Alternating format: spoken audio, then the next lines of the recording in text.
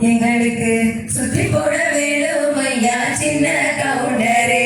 நீங்க சுத்தி போட வேணும் ஐயா சின்ன கவுண்டரே.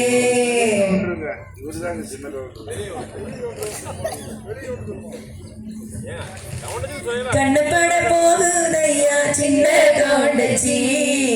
எங்களுக்கு சுத்தி போட வேணும் ஐயா பெரிய கவுண்டரே. எங்களுக்கு